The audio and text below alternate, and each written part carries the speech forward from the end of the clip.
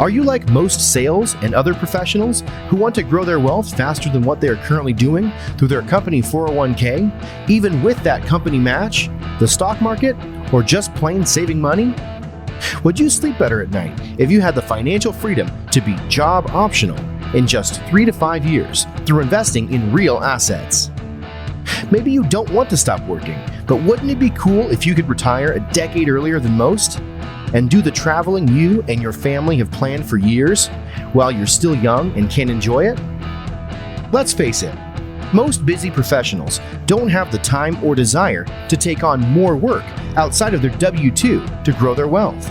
On The Wealth Flow, each week we share the stories, the investments, and take a deep dive into the various asset classes that can deliver that accelerated growth to your portfolio passively. That's right, no extra work for you. Instead, we'll put your money to work. Learn what the 95% aren't talking about and join the top 5% of earners today on The Wealth Flow.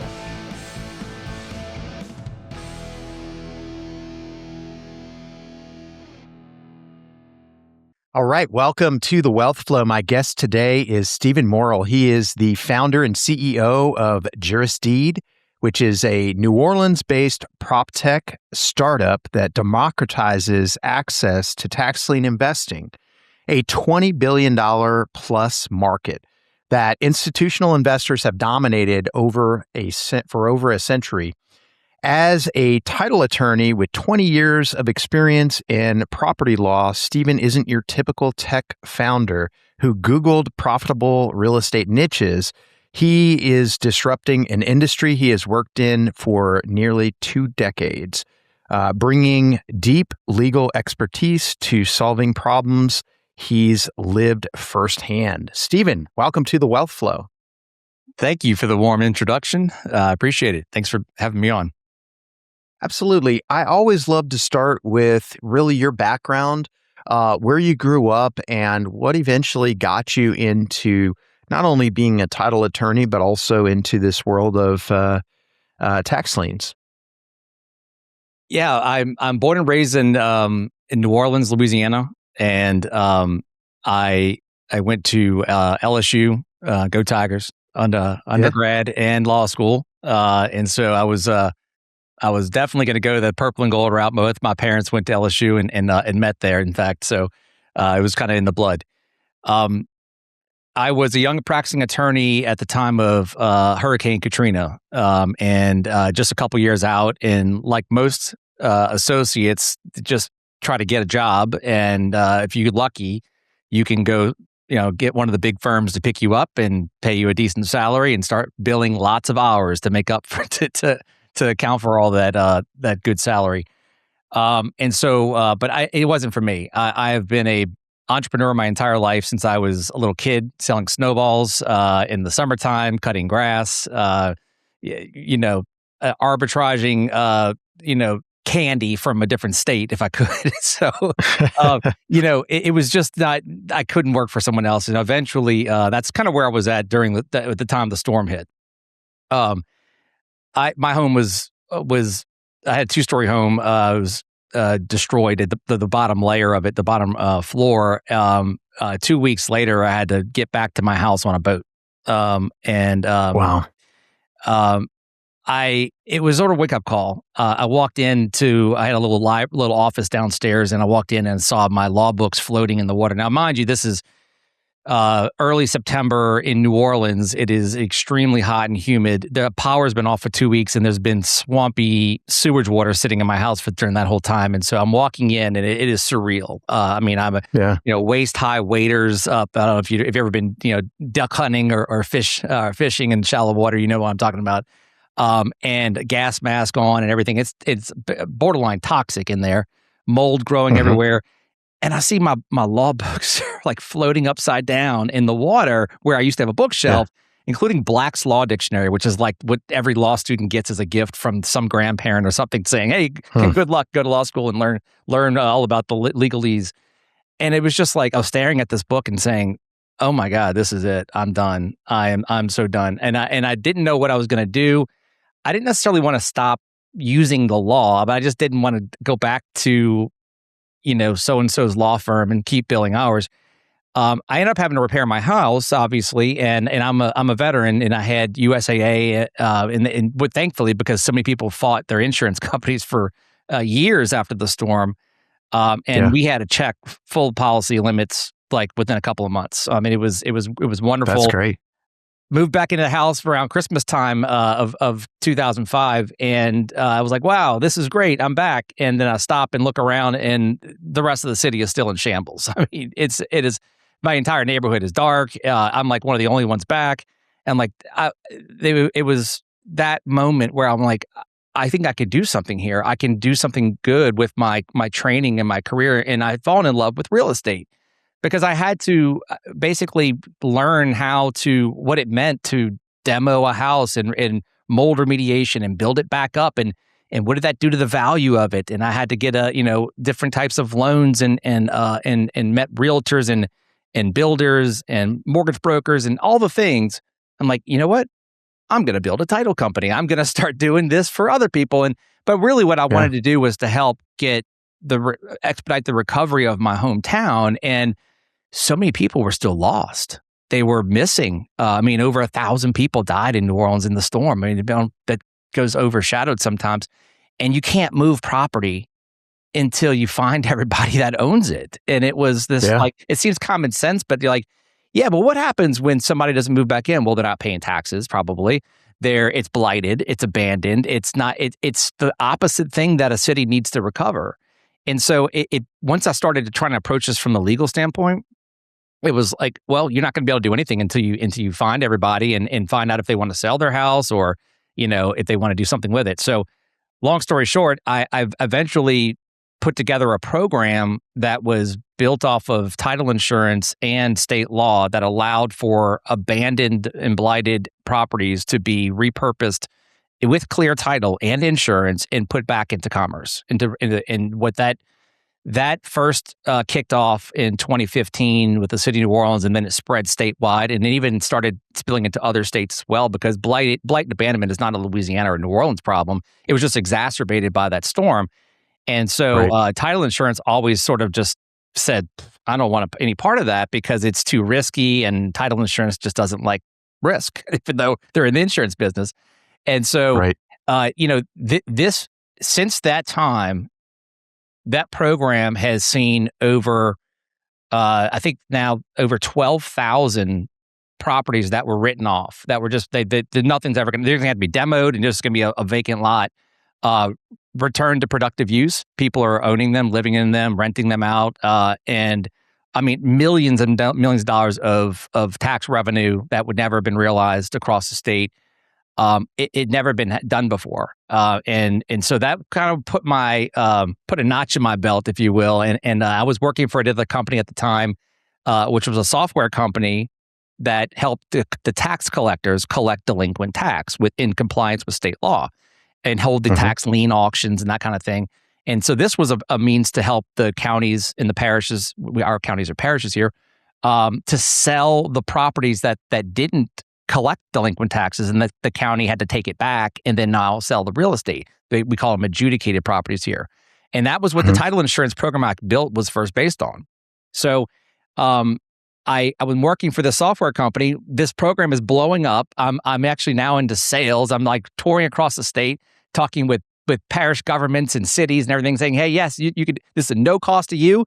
We do everything for you. And now people are showing up at the auctions because they can get clear title.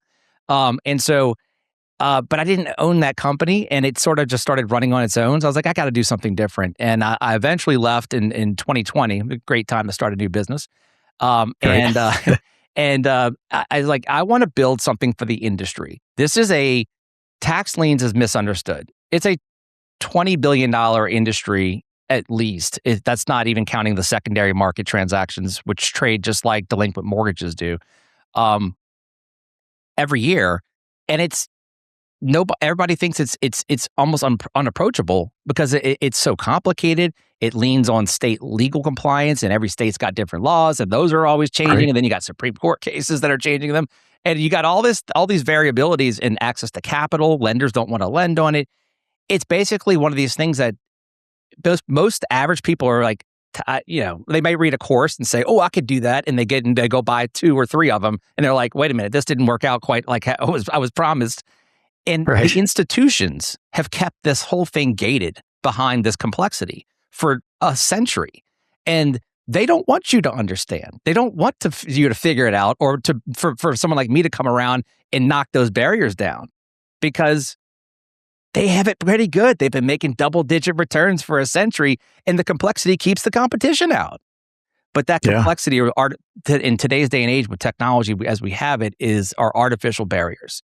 And that's the mission of Jurisdeed, is we're democratizing access to this, one of the most lucrative asset classes on the planet, which is real estate secured delinquent debt. And that is in the form of tax.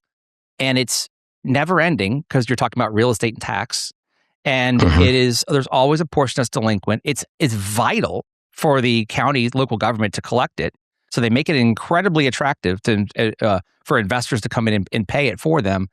And, it's what Robinhood did for stocks and bond and crypto investing. It was unapproachable before them, and for so many people. And then it became, hey, click this button and you can do this too. And that's what we're doing with tax liens. No, that's fantastic.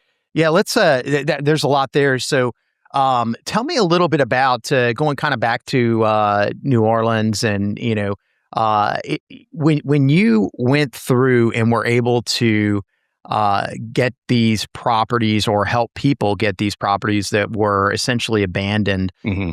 That was all through the vehicle of, hey, we can't find who the owner is, and now the taxes have gotten delinquent. Is that the mechanism, that the taxes being delinquent, that helped change ownership, or was there a process of changing ownership by saying, hey, it looks like this property is delinquent? I know, like in the mobile home park industry, there's, at least in Texas, there's a process for, if somebody abandons one of the homes within your park, you do have to send a letter to the tax office as well. Right. But it's mainly like, hey, look, somebody has abandoned it. You have to wait till X amount of time. So I've gone through that process a couple different times. Just curious on how it worked there. If it was specifically that they were behind on their taxes, or if it was like, hey, looks like this property is abandoned, and you put out some kind of a notification in order to change ownership. With delinquent taxes, so many times, especially the ones that are seriously delinquent, not the ones that just 1 year or so, but the ones I'm calling adjudicated properties. These are the ones that were delinquent for maybe 5-10 years, and as you might guess, blight and abandonment kind of go hand in hand. I mean, there's almost a 1-to-1 relationship to delinquent tax, blight. It's you find one, you find the other. And again, not so much with just 1 year of delinquency, but serious ones. And so it almost was, what's the angle? Like what's the starting point for I guess if you're looking for deals, or if you're looking for opportunity to do something, I'd probably start from either angle and probably get to the same end goal and result. Makes sense. But the idea of the missing owners, from putting with the lawyer hat on, I'm I have to be able to serve somebody. And what is service? It's notice, right? Notice goes to due process, which is that you can't have the government take something away from you without telling you they're about to do this, and to give you a chance to show up and fight it or resolve it or whatever. And so, but what does notice also do? It maybe puts them in communication with you.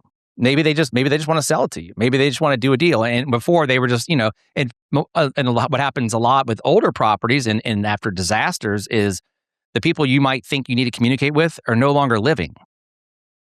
And you need to find that out. And then, somebody went and took over their rights. It didn't just stop with that person's death. And so, who do I talk to now?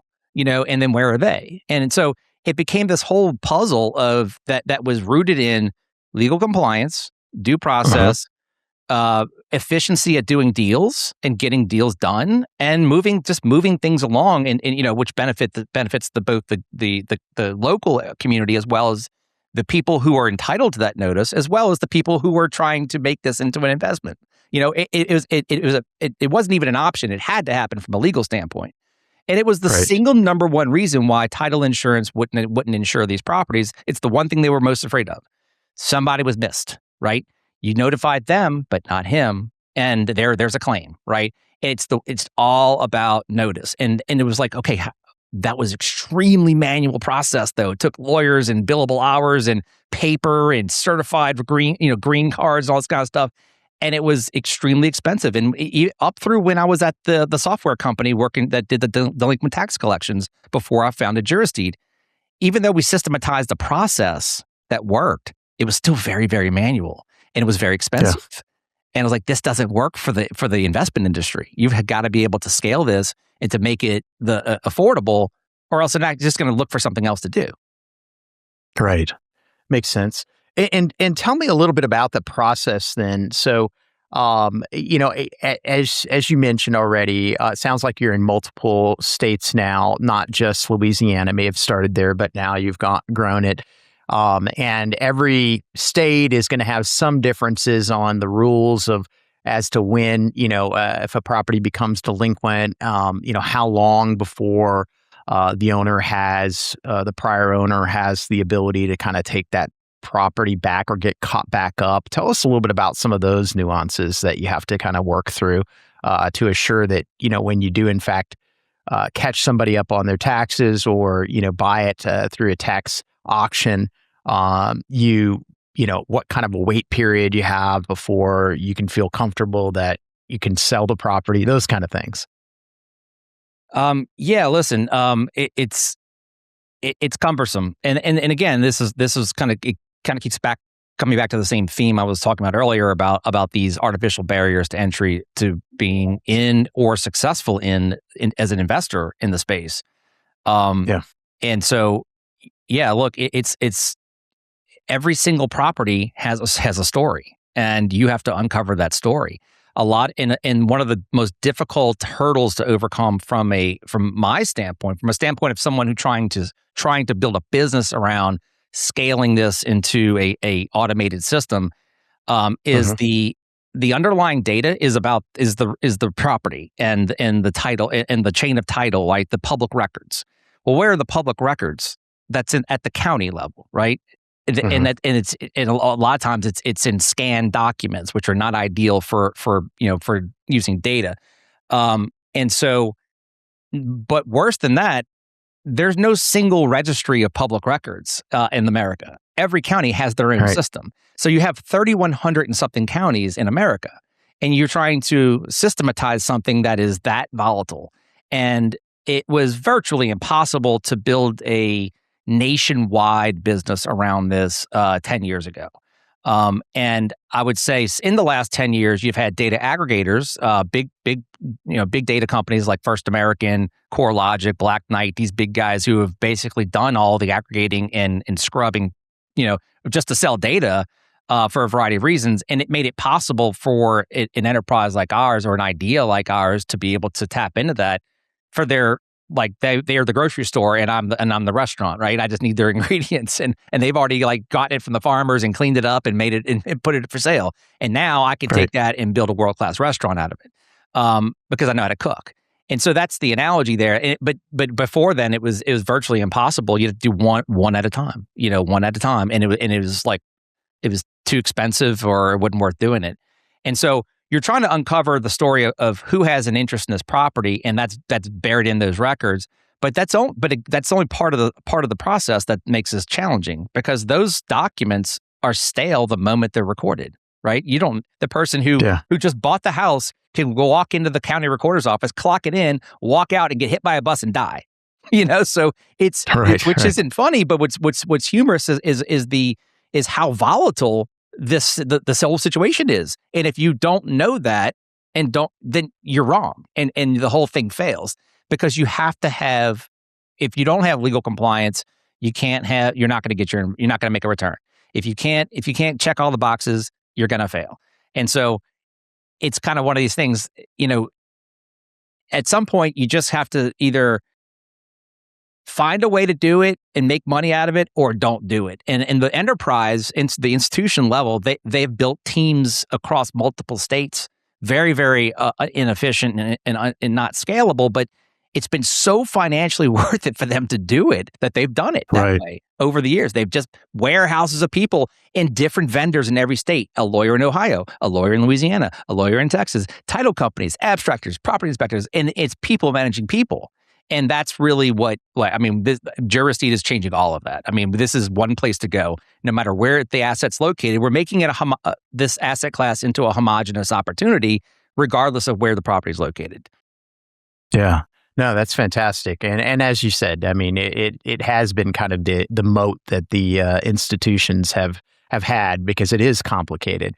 Or it appears to be, right. In order to get clear title. So is Juristeed across all of the U.S. right now, or are there specific pockets that you guys don't operate in? So where we are in our journey is we are we're building out our beta platform right now. We've been working kind of in closed beta for the past couple years, really learning from the institutions that we're talking about. And primarily in Louisiana.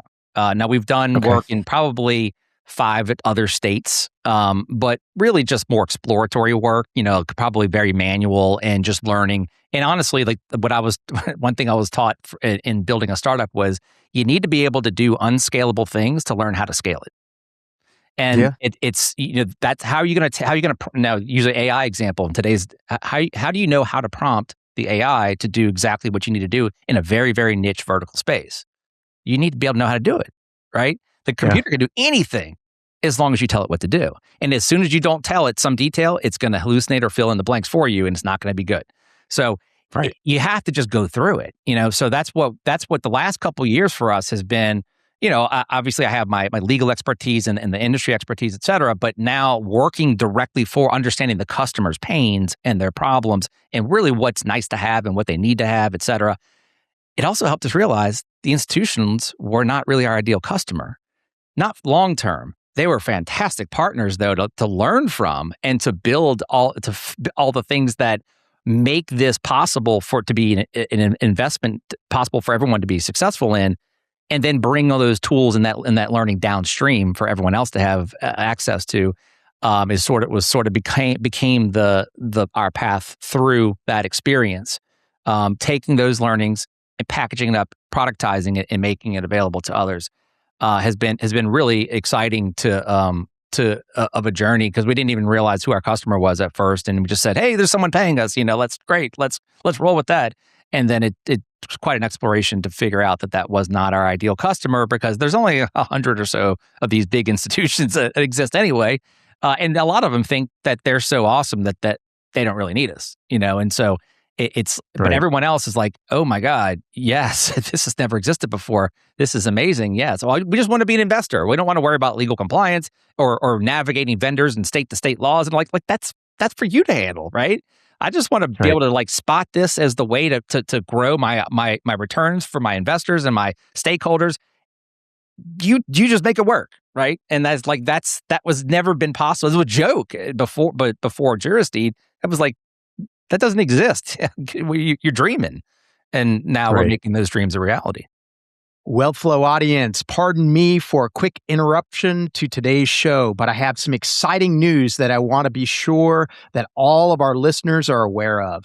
We just launched 3 totally unique to the market funds that are at the cutting edge of technology and AI. We have combined my 25 years of real estate experience and my recent work as VP of development for a tech company to bring 3 awesome investment options to our audience.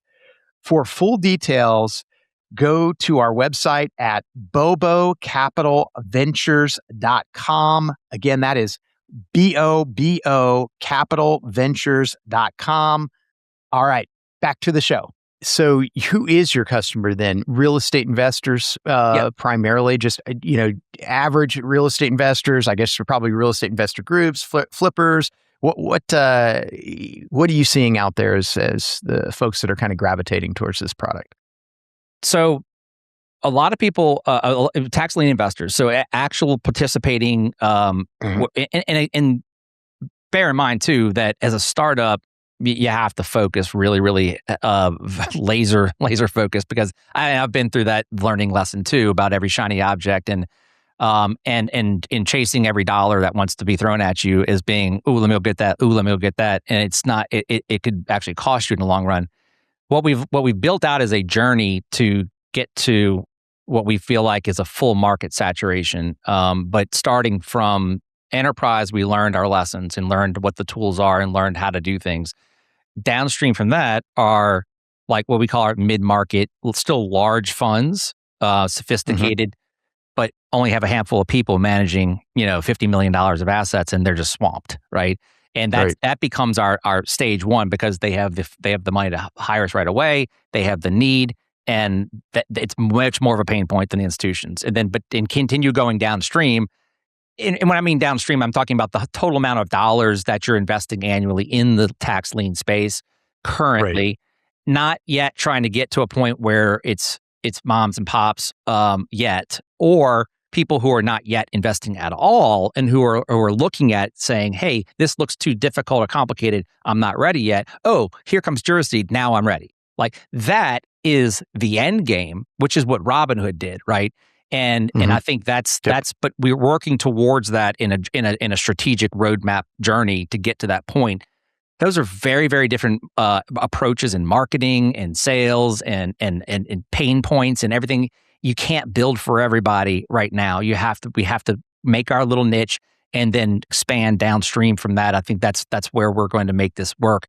But then this could expand into mortgage-backed securities as well. Not just tax liens, which is 10 times the market, right? It's that's just something, how big this could get. But we'll see where we get to. Yeah. And so tell me a little bit, how does it work? Is this a subscription based where they have access to X number of properties? How is that part of the platform built out? So yes, the platform, and again, we're building out our public facing beta launch right now. We have a wait list, like an early access wait list right now, which you can find at jurisdeed.com/waitlist.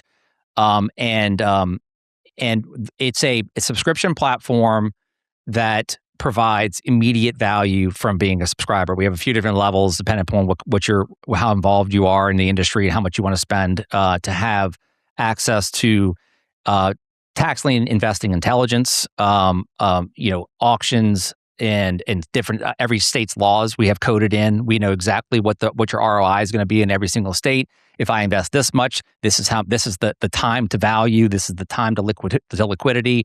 The things that are not made available to you unless you go call an attorney in that state to tell you this. And again, it's not legal advice, but it's data that is built based on a combination of state laws, federal laws, as well as past performance. So predictive analytics is now playing a role in this, and we're using AI both internally and externally to enhance what we can provide and to customers.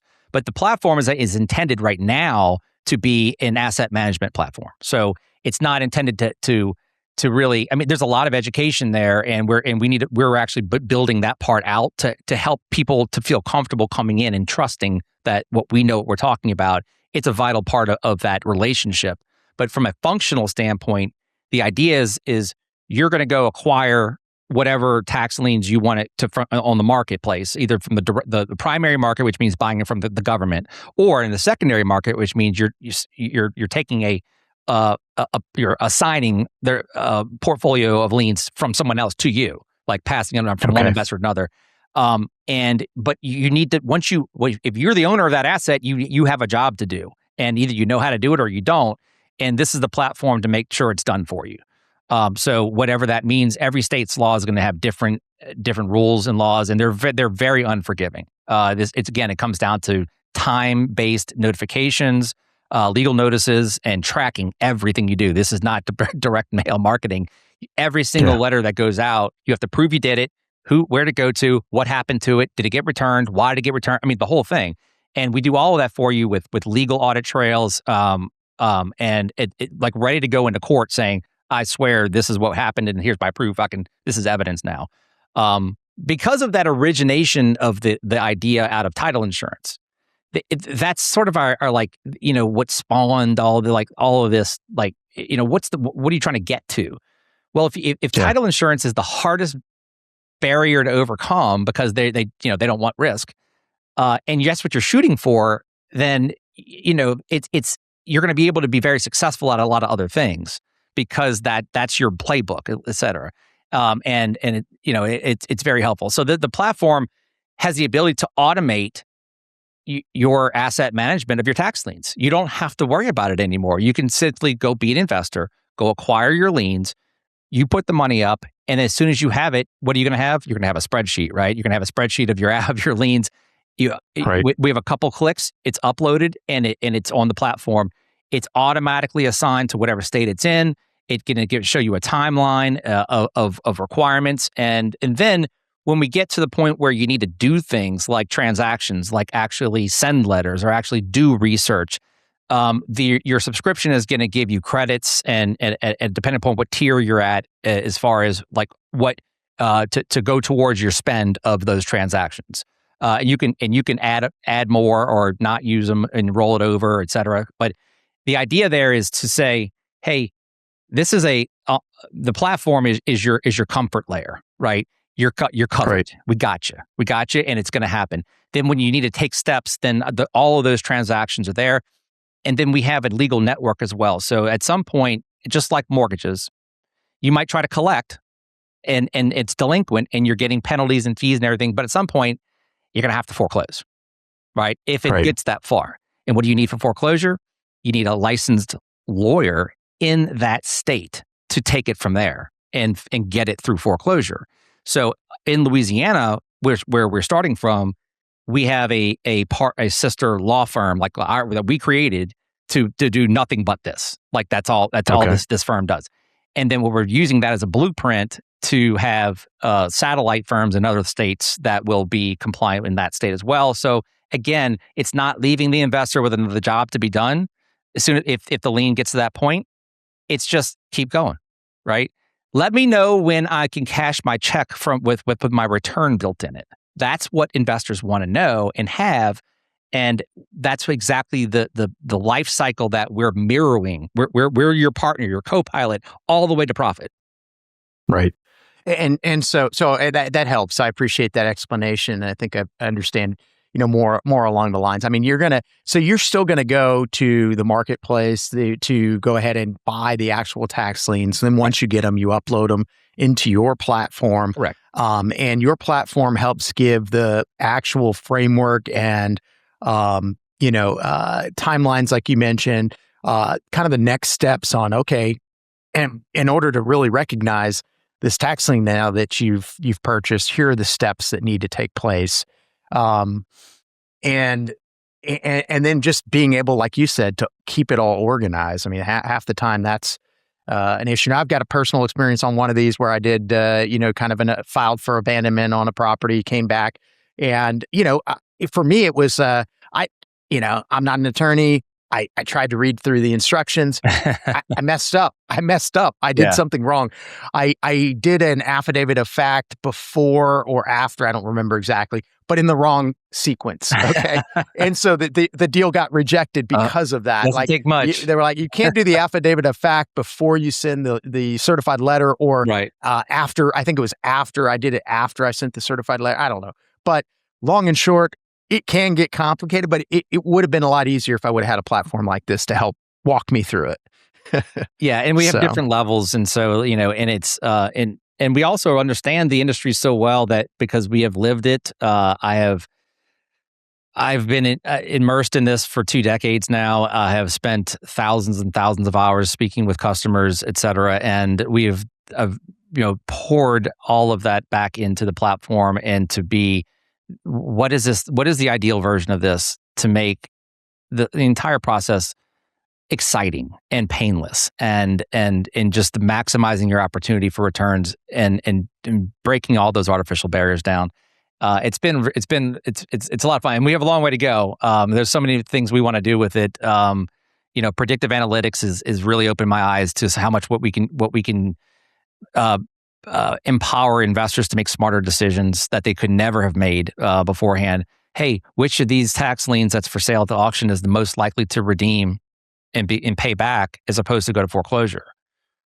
That would be pretty cool to know, depending upon maybe you're the kind of investor that just wants the return and you don't want to go to auctions and deal with real estate. You just want to cycle the money over and over again. That's what the institutions typically do. Well, wouldn't it be nice if you could know these are more likely to pay back and not have to go to foreclosure? And then what about this crazy secondary market thing? There is no organized secondary market. Even in mortgages, if you think about it, you probably have gotten, if you have a mortgage, you've probably gotten a notice saying that it's servicing transfer, right? It's been transferring from one company to another. Everybody's gotten those before. And that's nothing strange. But a lot of times, if in delinquencies, they'll sign them again because they're not set. That mortgage company isn't set up to deal with delinquencies. Then they assigned it. How did that assignment take place? Did Joe from one mortgage broker or bank and Jim from the other one, did they just happen to know each other and have lunch at the country club one day and said, "Hey, you want my delinquent mortgages?" Yes, that's exactly how it happened. To be honest with you, that is how it happened. And it's that is nuts, man, because it's not a exclusive asset. It's just a matter of these two people knew each other and trusted each other and said, "Hey, this is how much it's going to cost for you to take it. Take it." Yeah.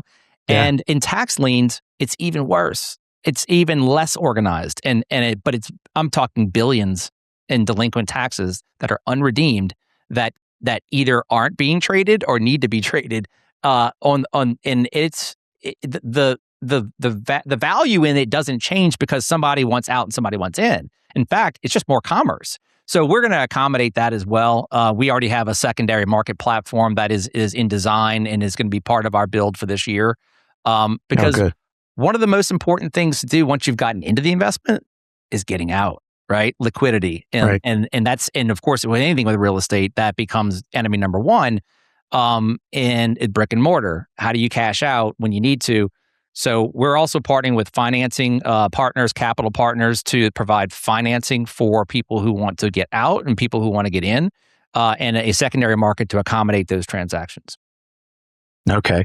And maybe for the audience, if you could, you've already explained a little bit about, there's different ways to exit these things once you buy them. Yep. But maybe if you could just break down and maybe not across multiple states, but just in Louisiana, if somebody has a tax lien that they purchase, what are the potential revenues that they can have or potential exits that they can have with one if they just bought one, off of one of the auction sites?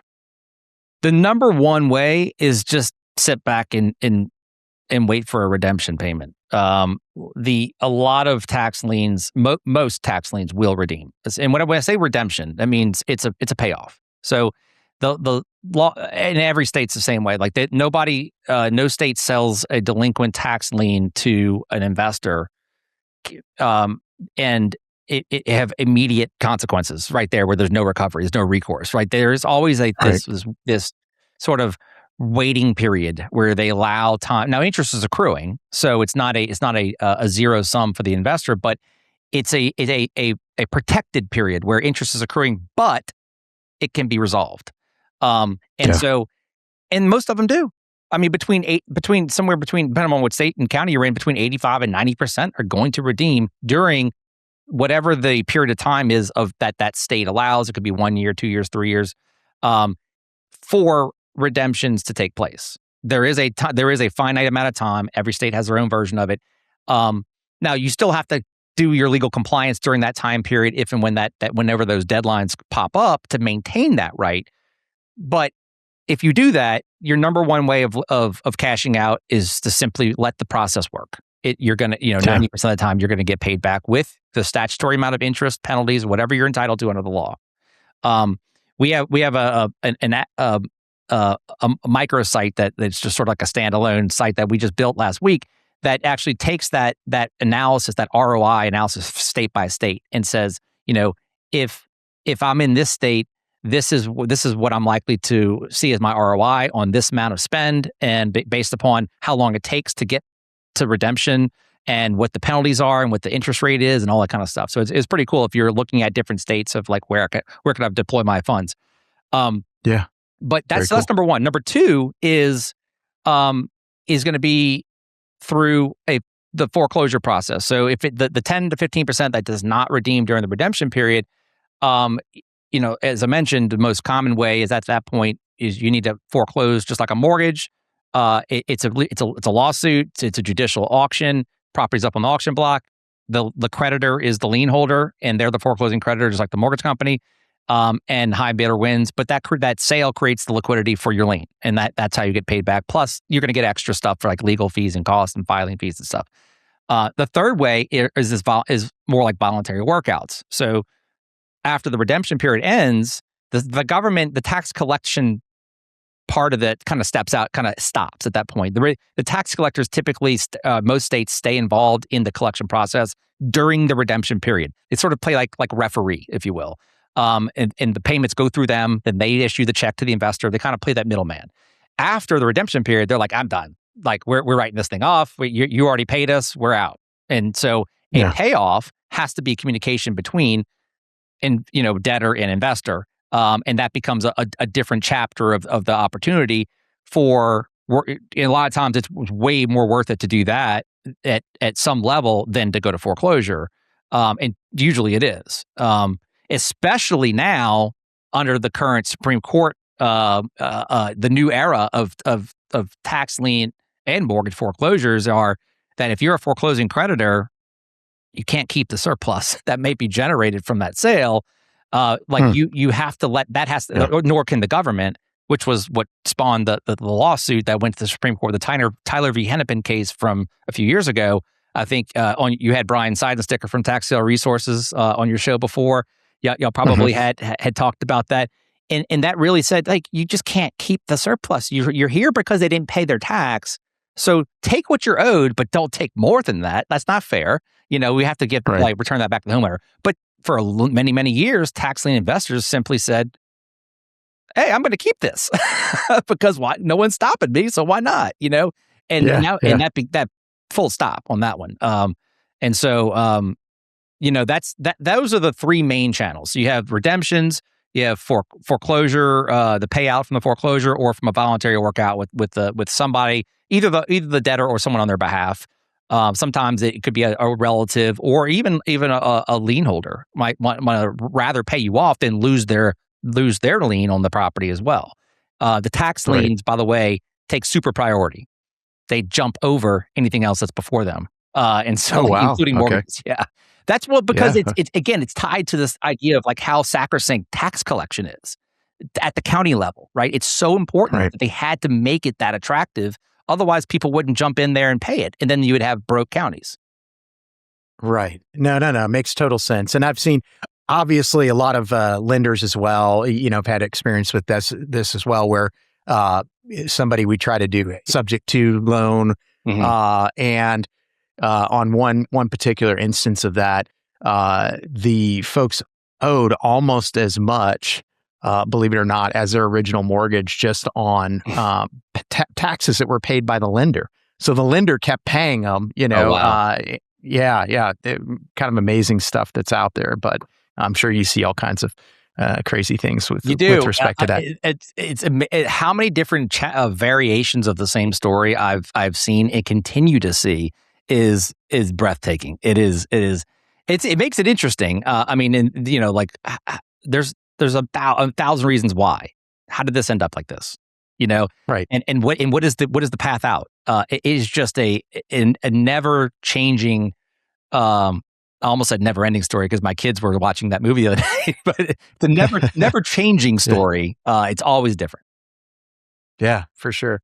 Oh no, this has been great. I'm excited to just kind of see the progress that Jurisdeed does over the course of the next several years, and we'll certainly be following it on this end. I think this has been great, and I think the audience got a whole lot out of this, Stephen. So I really appreciate you being a guest on the Wealth Flow. I do have a couple other questions for you. First, I guess, is there anything that we didn't cover that you definitely want to make sure to convey to the audience before I get to my last couple questions for you?